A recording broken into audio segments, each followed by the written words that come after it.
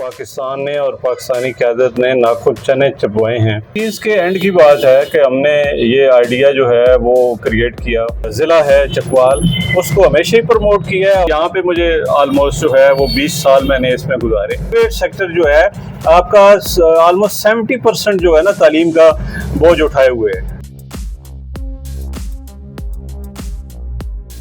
तो नाज़रीन, मैं का होस्ट राजा इब्रार अहमद। नाज़रीन, जैसा कि आपको पता है कि चैनल चकवाल प्लस पर 78वां यौम आज़ादी बड़ी शान शौकत के साथ और उसके साथ साथ मार्का हक की जीत पूरी कौम को जिस पर मुबारकबाद दी जा रही है और इस चैनल पर खसूसी तौर पर यह ट्रांसमिशन जारी है।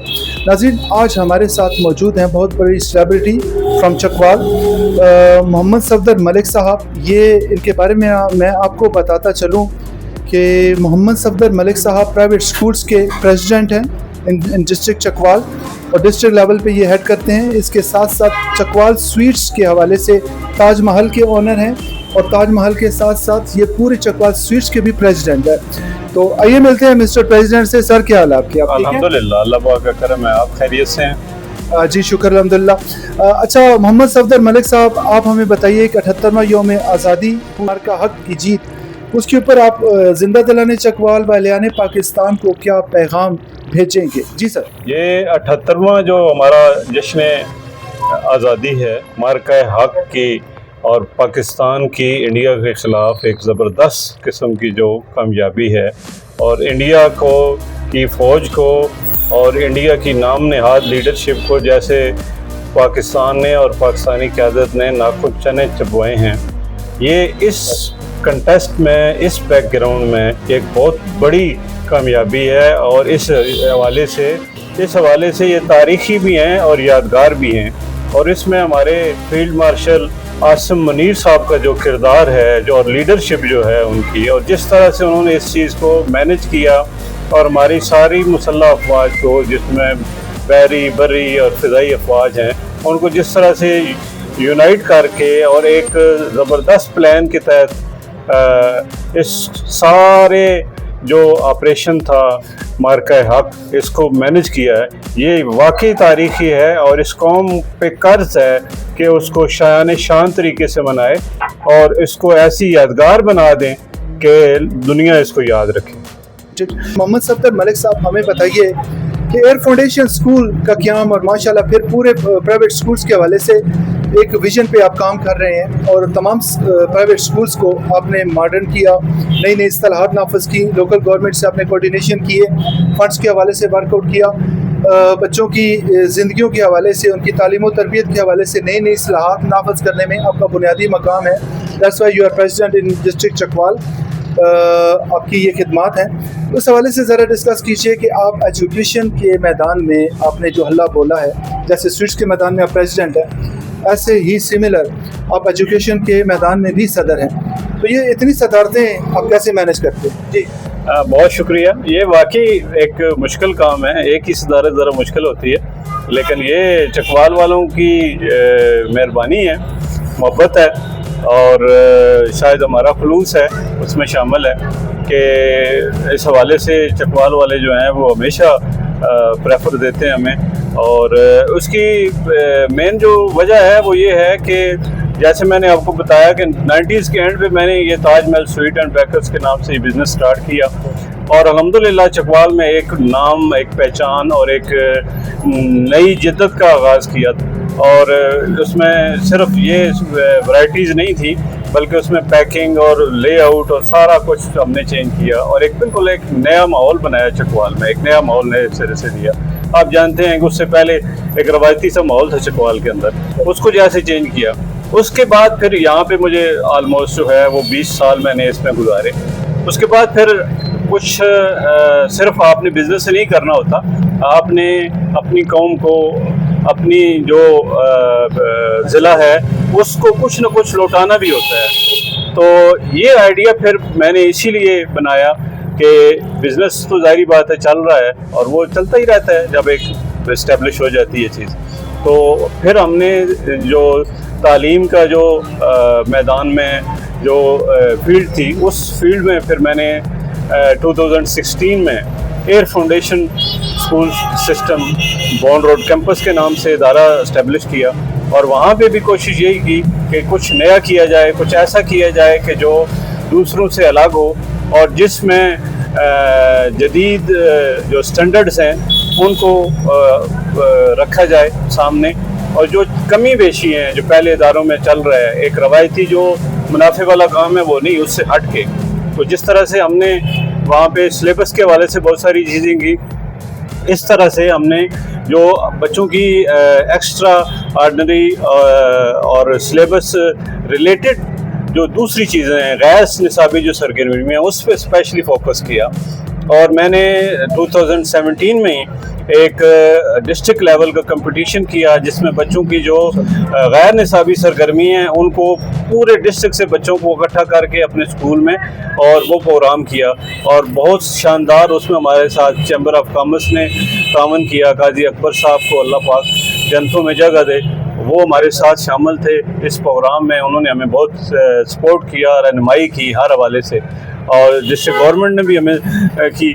और इसके बाद ये सिलसिला हमारा जो है ना ये चल पड़ा, और ये ऐसे ही चला कि अल्हम्दुलिल्लाह आज तक हम ये हर साल ये प्रोग्राम करते हैं और भरपूर तरीके से करते हैं। बाद में फिर प्राइवेट स्कूल एसोसिएशन के हवाले से मैंने एप्सका ज्वाइन की, all Pakistan private school and colleges association, जिसका मैं डिस्ट्रिक्ट का प्रेसिडेंट हूँ।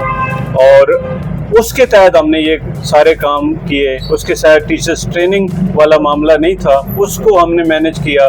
और स्कूल्स के अंदर जो हैं वो मेडिकल कैंप्स और दूसरी जो गैर निसाबी सरगर्मी है, इस तरह की एक्टिविटीज़ हैं, उनको हमने बामे उरूज पे लेके गए। इस तरह से लेके गए कि हमारे जो पूरे पाकिस्तान के अंदर हमारे लोग हैं वो उसको एक कापी के तौर पर करते हैं। हमारे जो एप्सका के मरकज़ी सदर हैं डॉक्टर मलिक इब्रार साहब, एक बहुत बड़ा नाम है पाकिस्तान में, उनके बगैर प्राइवेट स्कूल्स की और कॉलेजेस की बात अधूरी होती है।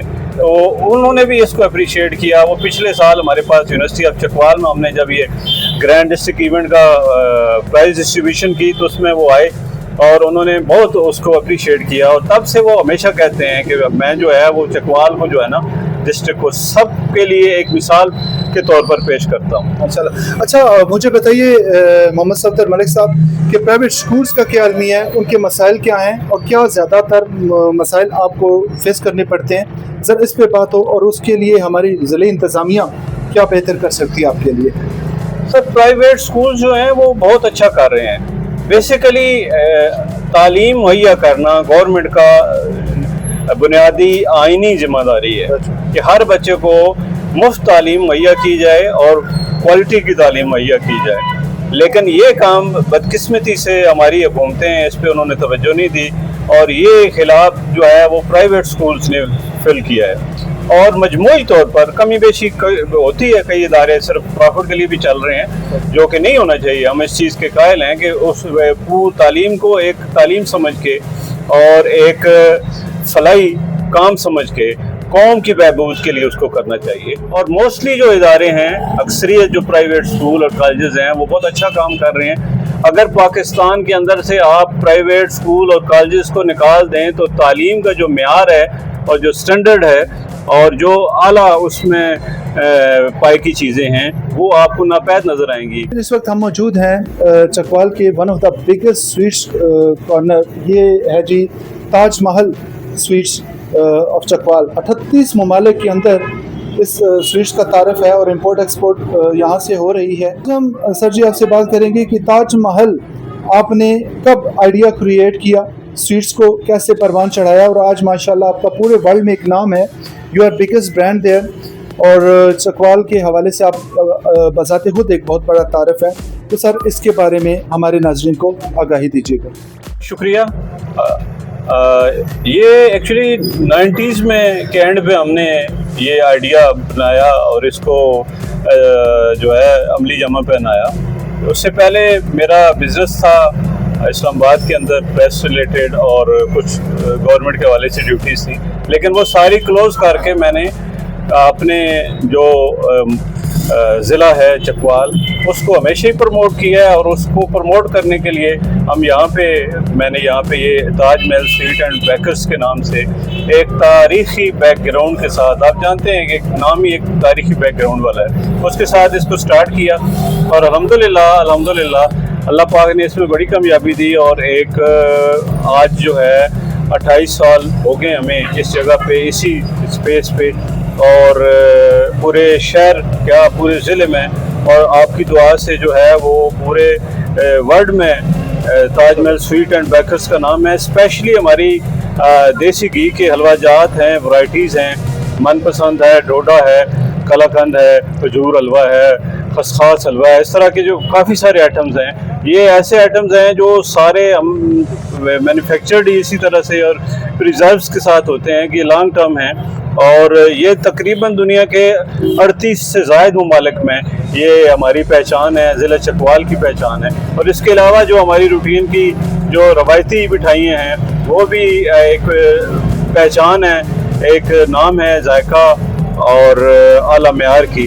अल्हम्दुलिल्लाह अल्लाह पाक का एहसान है, और कोशिश हमारी हमेशा यही होती है कि एक नाम के साथ चलें और एक मेयार और क्वालिटी के साथ चलें। जी बिल्कुल नाज़रीन, यहाँ पर सवाल ये बनता है मोहम्मद सफदर मलिक साहब के, आप हमें बताइए कि चकवाली हलवे की पूरी दुनिया में धूम है, और सबसे ज़्यादा डिमांडिंग हलवा कौन सा है, और वो टिपिकल हलवा जिसकी डिमांड पूरे वर्ल्ड में है और चकवाली तो उसको पसंद करते हैं, उसके बारे में थोड़ा सा आप डिस्कस कीजिए। जी, इसमें स्पेशली सारे हलवा जात में ही लोग पसंद करते हैं, मुख्तलिफ आइटम्स हैं, मुख्तलिफ हर बंदे का अपना टेस्ट होता है, लेकिन जो सबसे ज़्यादा है उसमें एक तो चकवाली डोडा है। आप जानते ही हैं कि डोडा जो है वो खुशाब का मशहूर है, लेकिन ये जो डोडा है ना, ये चकवाल की पहचान है, क्योंकि जो खुशाब वाला डोडा है वो लॉन्ग टर्म नहीं होता, उसके अंदर नमी होती है, पानी होता है, आपने देखा होगा।